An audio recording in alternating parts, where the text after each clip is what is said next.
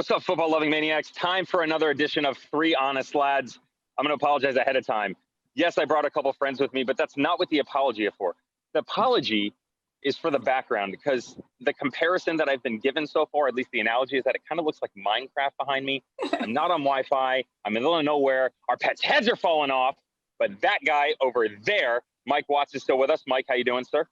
Hey, how's my background? You're good. It's white very with a little garnet in the upper corner. Is that what that is? Is that correct? Garnet, red? I'm not really sure with the frame. This way. It's a bowl of fruit, guys. It's a painting of a bowl of fruit. And more importantly are those people. And again, we really got to figure out how this whole production things work. Is it down? Is it up? Most importantly, we've got a group of young ladies here today from the artist currently known as New Mexico United. And then from there, I'm kind of deciding, should we go by names? Should we go by groups? I think they deserve the individual accolades first. So okay. Steph, Zuniga, say hello and introduce yourself. Hello, everyone. And this is Steph Cummins alongside as well. I mean, two of the most spectacular artists that I've ever seen grace the Mother Earth, yet alone USL Championship. Steph Cummins, say hello. Hi. And then now I forget, because I'm excited about what we're doing and what's going on. Correct me, is it front row 205 or 205 front row? That's my fault, and we're going to tell the producer to help us out here. It's 205 front row. 205 front row. So 205 front row, ladies, from what is explained to me by one of your front office staff, David Carl, is that you are basically responsible for every single thing from an artistic standpoint that gets put on the side of the field. The tifos, the graphics, everything. Yes or no? I mean, ours, there's so many other fans that participate. So, yes, the giant ones, yes. Yeah, those giant pieces of artistry that I can't take full credit for because Steph is more of an artist than I am. But, yeah, those giant 9x12 feet pieces of art you guys see hanging from that second tier, we can't take credit for those. Excuse me. This is Tyler Terrence here. I used to call a few games for New Mexico United back in the day. I would like to take full credit for everything that Devin Kerr is and ever will be, both on this podcast, in life, and as a father. New Mexico United, you guys are one of my favorite clubs in the country. I miss you. I love you. And please don't ever think that Devin Kerr in iota is as honest of a lad as yours truly, who is calling in from Arkansas here. How are we doing, folks? Front row, I know you guys have had a tough year, but I've been keeping tabs. You guys are the best. What is happening? What lies has Devin spewed thus far? That was a little bashing. He was bashing you so hard. I'm so confused. Guys, Tyler got replaced by a McRib last week. I don't know how he thinks he can roll in here like this. Because I'm extra saucy, that's why. Oh, that's too funny. So is Devin's face. Michael Watts, how are you, my friend? Hey, gang. I didn't know this is how this was going to go, but I don't mind it for now. I didn't know either. I mean, Devin just called me about 9 minutes ago. He said, hey, you want to pop in on New Mexico United, little podcast run? I said, absolutely, why not? But it seems like you guys are having a great discussion about TIFOs and LIFOs and all the EFOs out there. Well, I just wanted to pop in and say a quick little hello. I miss New Mexico United and everything that they've brought to the league. I've been keeping tabs. I know you guys had kind of a crazy year, but I actually will be in New Mexico a few times next year, so I'm hoping to get out to the lab for a few games. But I'm always rooting for you guys, and I hope all your loved ones are safe. Have a happy holidays, and please, for the love of God, just don't listen to anything Devin says and listen to like half of what Watt says, okay? Okay. That cameo cost over $1,000. Do you know how expensive it was to get Tyler here? All right. I at this point, I think I'm just going to start asking questions because, Devin, correct me if I'm wrong. I don't think this was the plan. No, we had a real good idea of how we were going to start, and then I feel like I knew I was traveling and Tyler was traveling. I know his affection for New Mexico United and everything that your club does. So figured what better way to just jump on, quick little cameo, say hello to everybody, and then move forward. I mean, as you know, our Three Honest Lads motto is very anglicized, Somos Unidos. Anywho,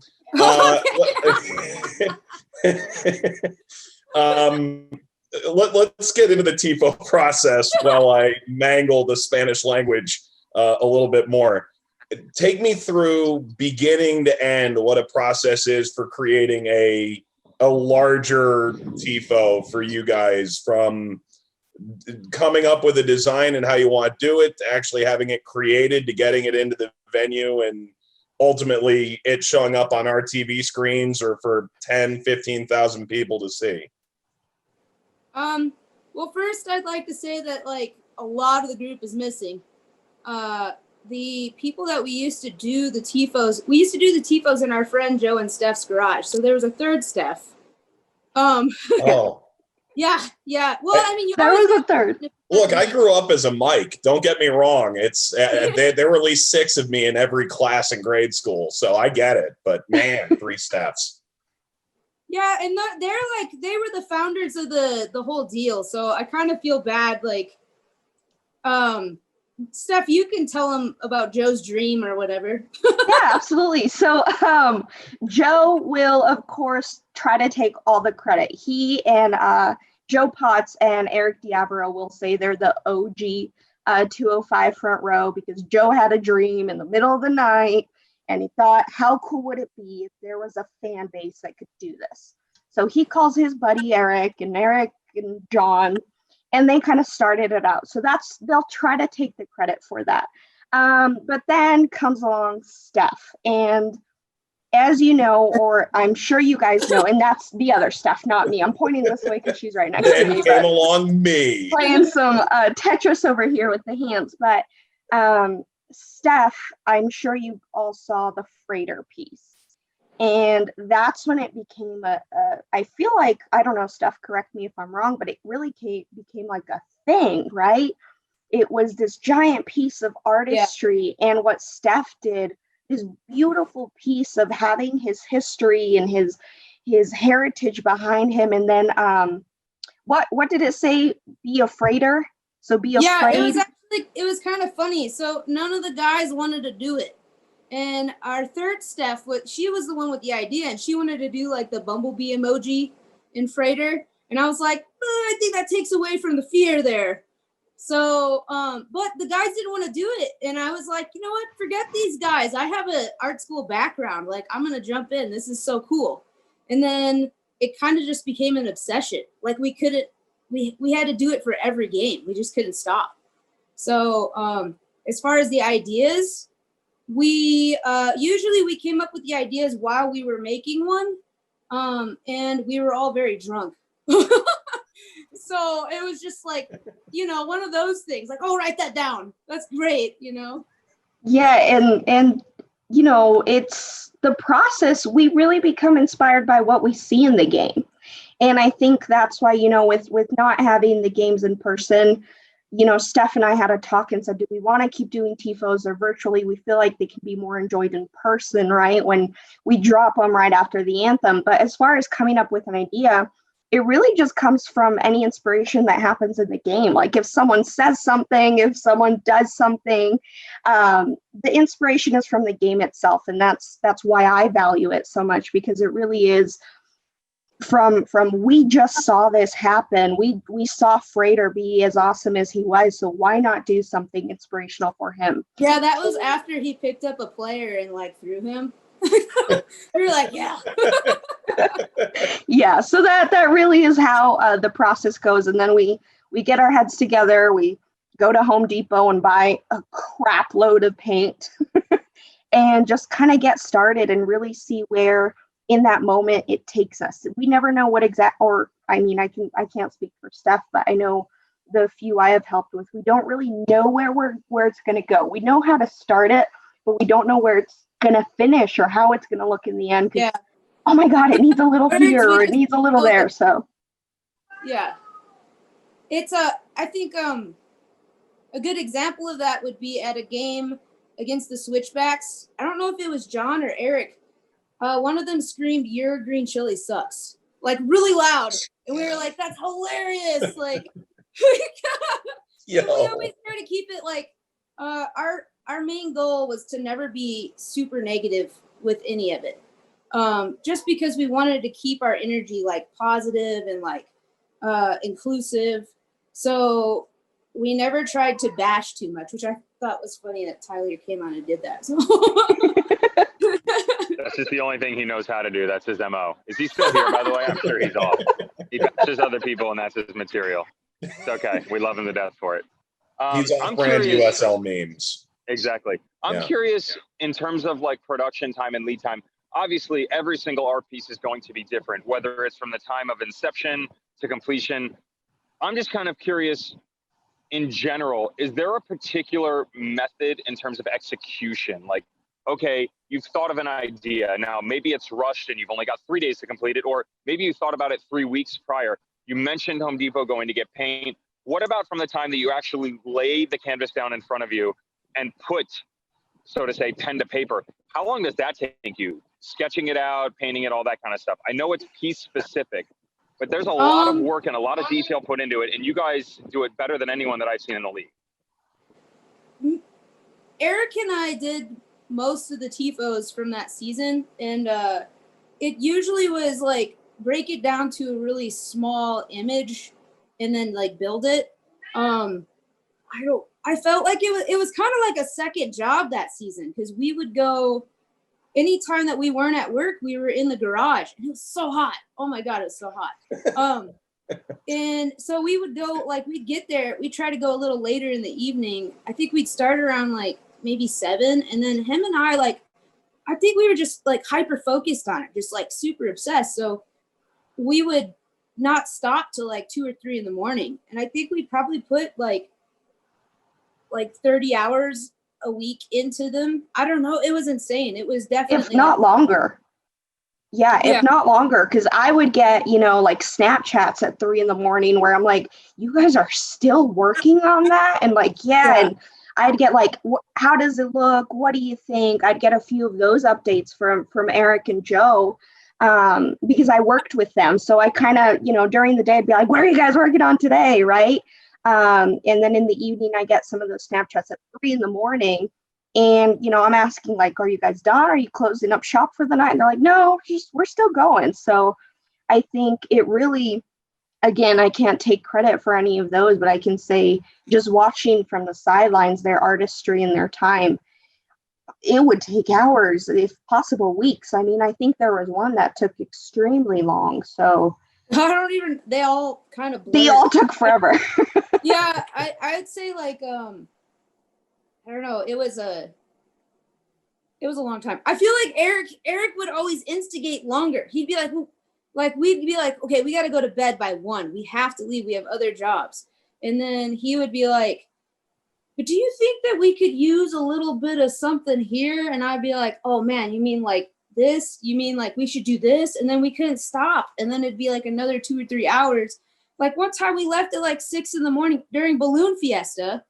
And Eric had to go straight over to the Fiesta Park and work a tent there. And he someone sent me a picture of him crashed out on he was asleep. I worked with him. Crazy. I can attest to that. Yeah, he was asleep, standing there in the booth. And that's when I told him, you gotta cut it out. No more leaving at 6 in the morning. Can I tell you, it's so New Mexico for you guys to be like, and they had to get to Balloon Fiesta the next day. And it's funny to me thinking back now to the inception of the franchise, and I had one of the first games in franchise history, and the conversation was, our stadium is in Albuquerque, but we're a New Mexico club. How did you guys initially, were you always fans of the game, just of other teams? Did you follow University of New Mexico's soccer program before they folded? Pro teams in the Southeast, globally? What drew you into, not only am I going to invest in going to games, but then I'm going to put till 3 in the morning and falling asleep at Balloon Fiesta to actually really get into it? This is really sappy for me, actually. So I got into it because I play indoor soccer, and all of my buddies in indoor were playing or going to the games. And what's funny? they asked me if I wanted to buy season tickets, and I was like, I've never been that committed to going to games like that. Like, I don't think so. And I went to one. I think I missed like the opening game, but no, I went to the opening game. I went to one, and the energy in that stadium, I've never felt anything like it. It was so amazing. And I've never gotten into a team, like not even like national teams, like anything. And I would say that like the sense of community that was created within that stadium, it was just addicting. Like you couldn't because it was like everything that New Mexico needed, because we're very like divided state. Like it's very, I don't know, it's a little scary to go into the grocery store. Like everybody kind of like, it depends on where you're at, but right. I've never been so into being a fan of any team in the history of sports, and just the way that Pete would talk to us and come and engage with us, and if we ever had a question, like it was answered within the hour, like on any social media. Like it just felt so good. Like it was like hope, So it was like hard to not like. I would actually buy extra tickets to every game, not knowing who was going to go with me, because I wanted other people to get involved, because it felt so good to be there. So that's not sappy at all. I love that. That's awesome. For me, also kind of sappy. My dad grew up playing soccer in Guatemala. He's from Central America. So from the moment I can walk, I was destined. I had to play soccer. So at 8 years old, my dad's here training me like I'm going to who knows where, right? Like I'm going to be on the U.S. women's national soccer team, kind of training me. And unfortunately, we lost him. So United started a year after I had lost him. And I knew the people, like I said, Eric, Joe, a few of them I work with in the same office, and I kept hearing them talk about this team, right? And I was like, whatever, like same as Steph, like there's whatever, right? I was kind of like burnt out on soccer, I guess. And I finally went to a game, and it was just exactly what Steph said, the feeling of just everyone is part of something. We're all part of one team. And then there's this team who is just so welcoming and so awesome. And for me, it was just being a fan, was the opportunity to be a fan of a sport that my father loved so much. And now the fact that I could be here. So same as Steph, I was like, I'm not going to buy a season ticket. There's no need. And sure enough, I bought a ticket for every single game afterwards. And it's really cool in just in honor to be able to be recognized as fans of a group that just really cares. I mean, we have David Estrada buying coats for kids and, people who care about their community, and it's such an impact, and why not be a part of that? So that's really why I choose to be a fan and choose to keep believing that no matter what, whether it's virtual, whether I'm watching the games from ESPN Plus or there in person, no matter what, I'll be supporting of them. That's amazing. And it's amazing to me. Dev, I know you called was it the Cinco de Mayo game, the first year of the team's existence, where it was like 13,500 people, like a complete sellout of the stadium. And to hear your stories and realize that there's 13,000 of them from that day alone, it is amazing to me. Like, I think sometimes that gets lost in supporters culture, that there's way more to it than just I bought tickets and a scarf, Exactly. Go ahead. Oh no, go. I was just saying the energy. It's like you can't get that energy anywhere else but in that stadium. Like that. Phoenix can't. Wait a minute. Whoa.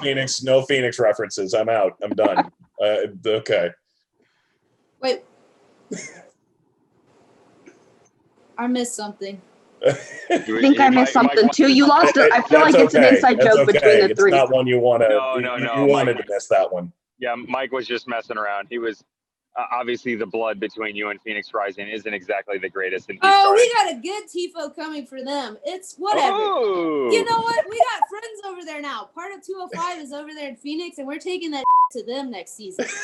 Use my language. We'll bleep it or not, whatever you want.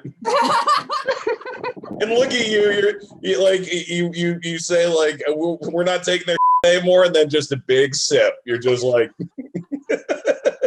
and that's the tea. Well, only because we got bitter about Santi. We love Santi. Come on. I want to ask about kind of the extension of your group, and obviously we've covered from an artistic standpoint how that came about, but why aren't you just part of the curse and paint your own tifos? You know, that's one of the things I always love to see, the different extensions, how you branch off, how clubs and supporters groups get to where they're at. By no means are you not part of the curse, but at the same point in time, you identify differently. Where did that come from? I think it just came from our group being the family that it was. It was definitely just like a time for us to be together, to commit to something together, and without like, I know John referred to it as his meditation time.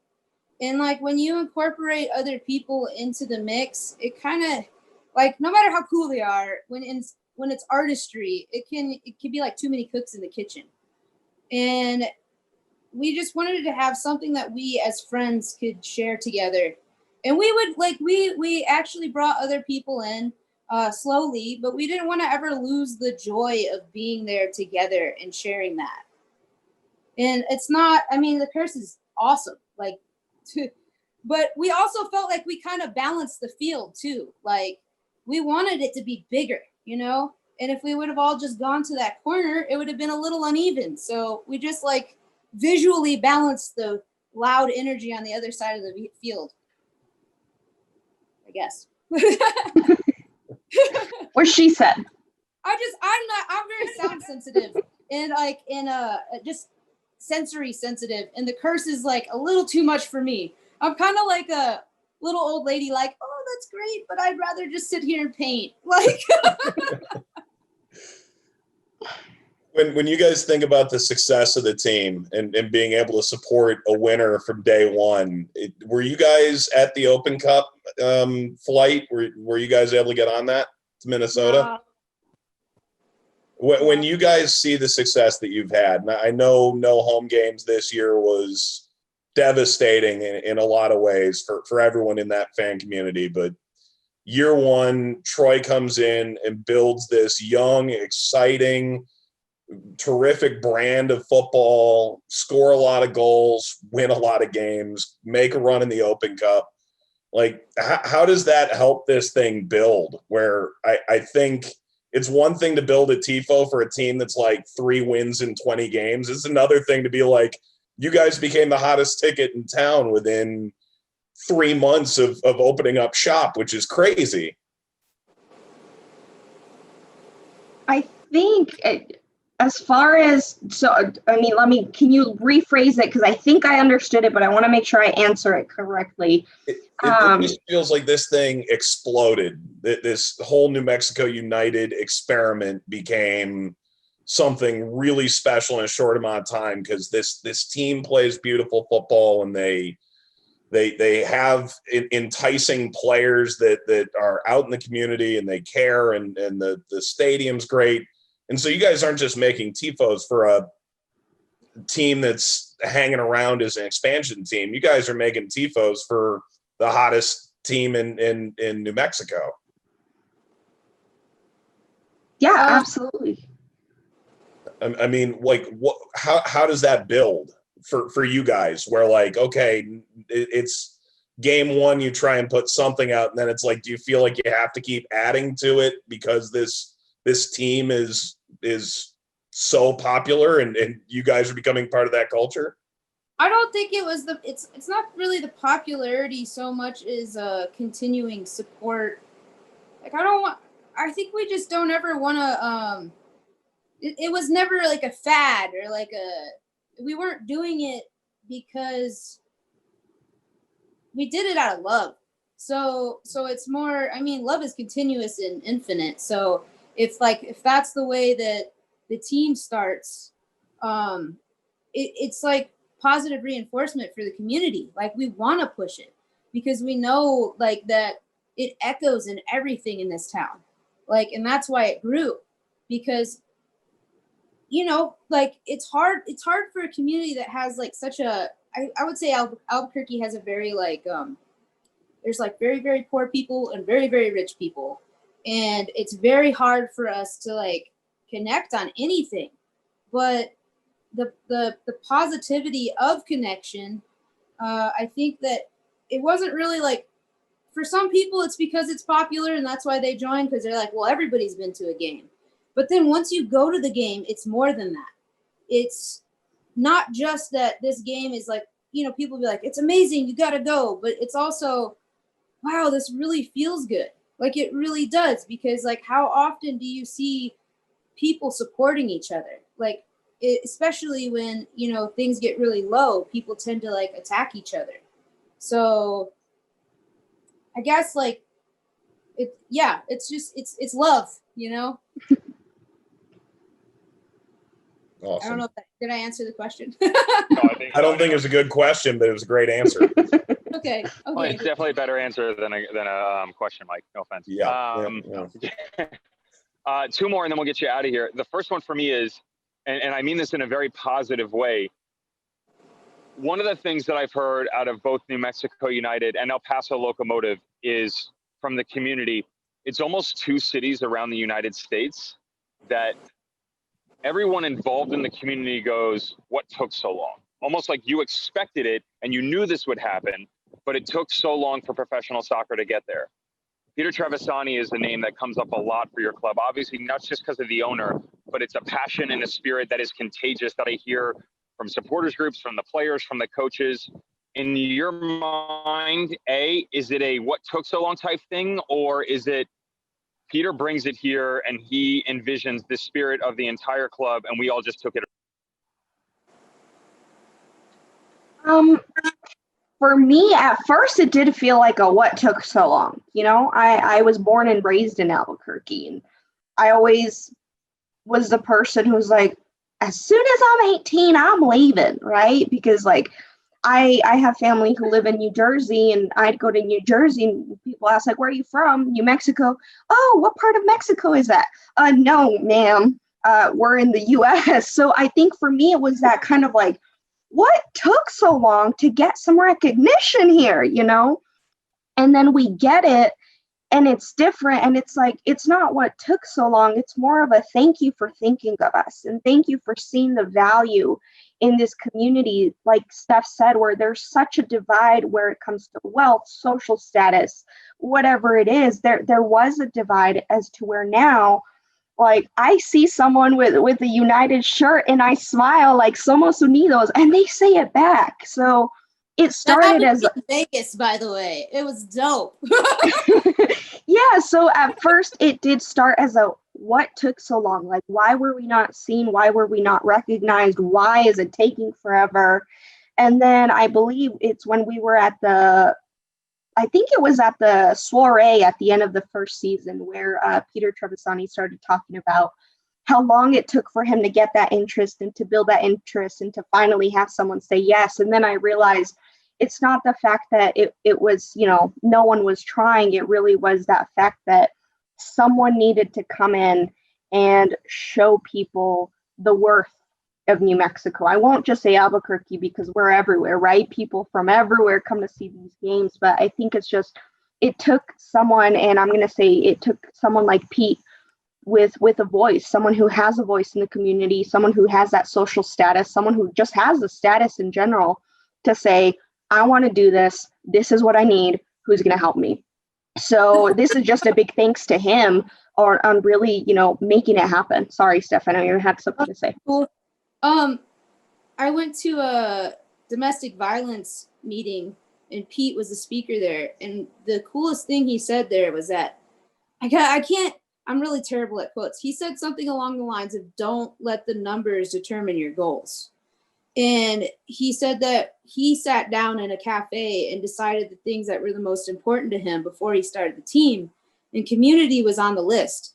And so he started the team not thinking that they were going to like break merchandise records, but that he just wanted something for the community.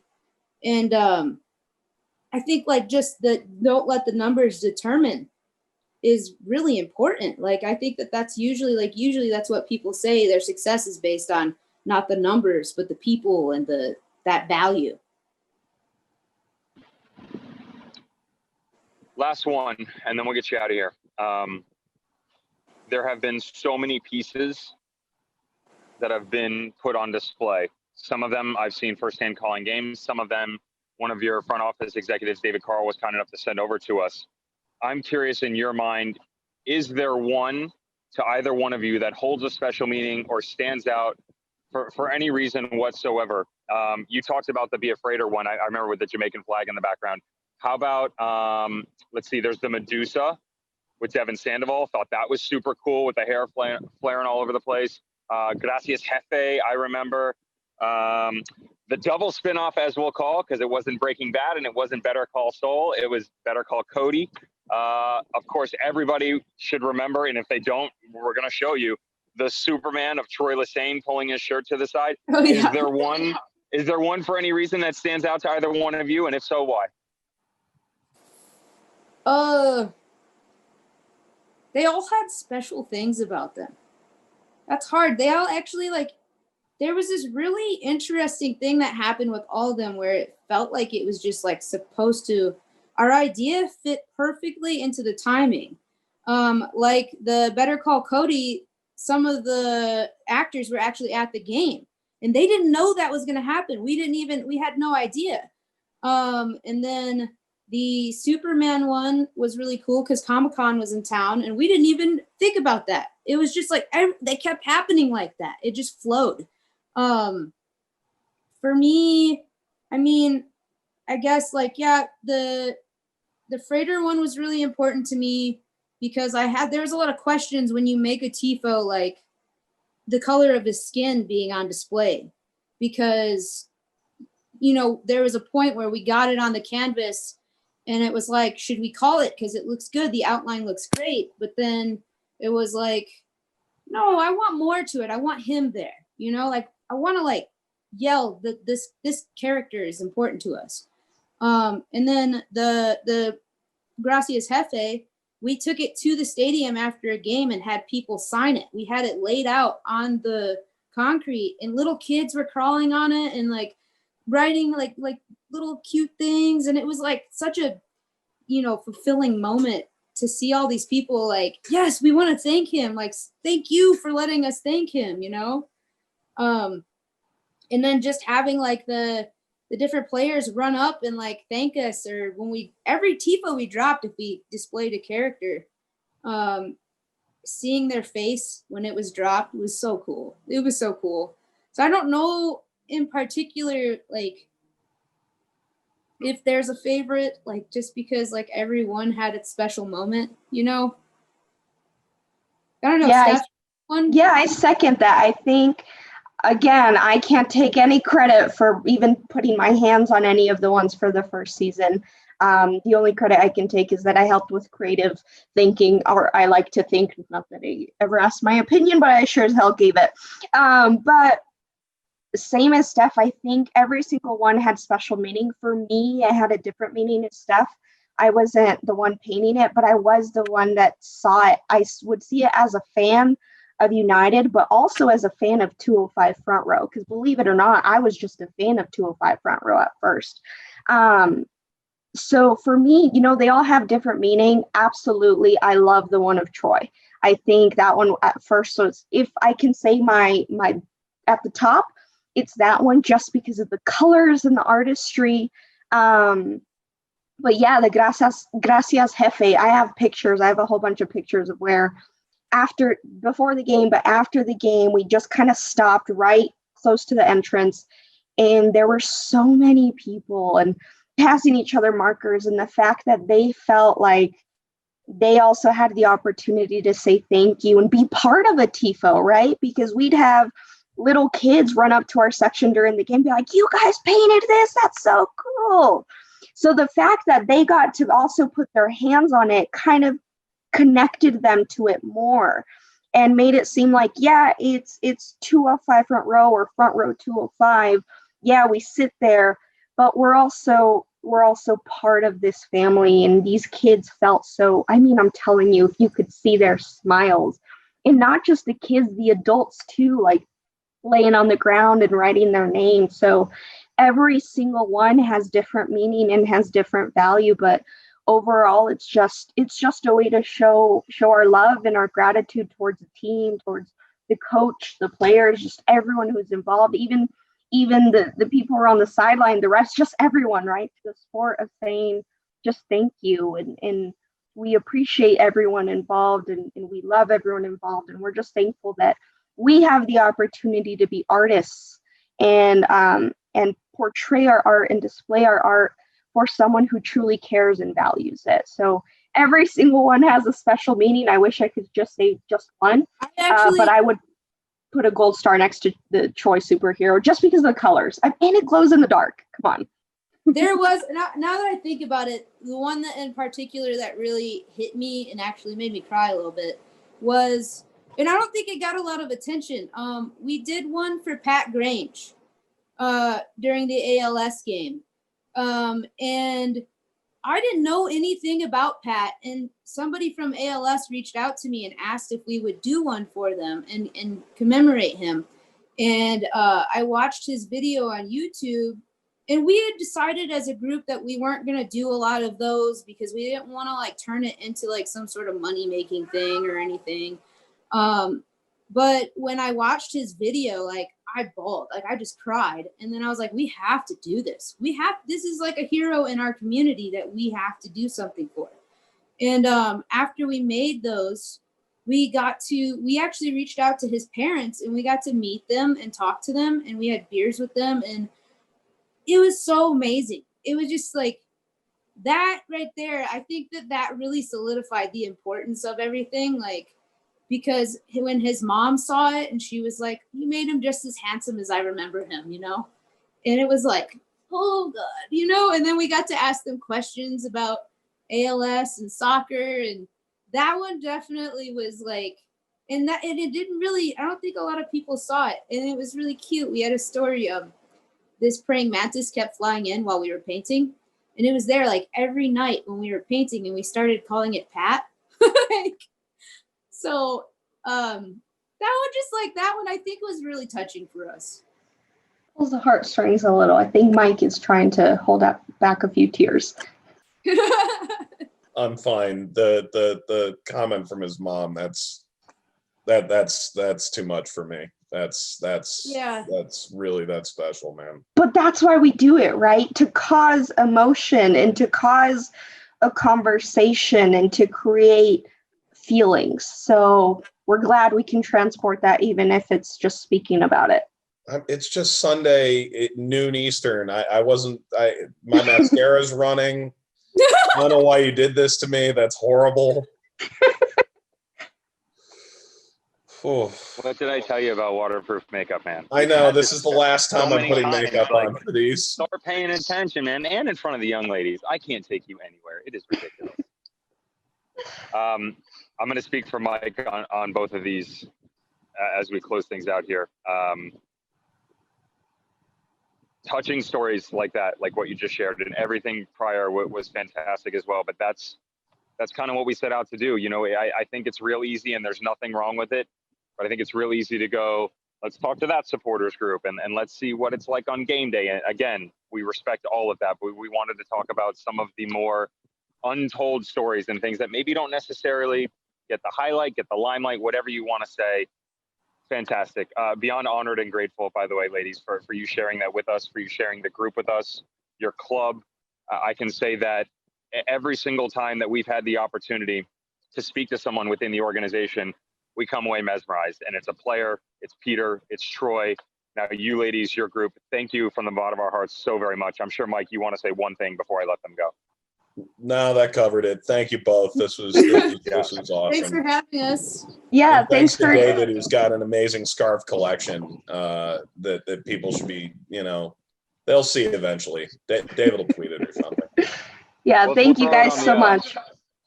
We'll throw it on the end of the pod to give David a little love again. David Carl. I don't know if he's still on or not, but again, another great representation, an extension of the club, kind of like the extension of your supporters group. We are three honest lads. Steph Cummins, Steph Zuniga, and here right now, I'm not really sure I want to trust either one. I still don't know. Patent pending, arbitration. We're getting the lawyers involved. Trademarking, copyright. Front row 205 front row, work in progress, much like the TIFOs that we're going to see in the future. Again, ladies, thank you so very much. Stay positive, stay healthy in 2020. 2021 is going to be strong, and we'll see you soon. Thank you, ladies. Thank you guys.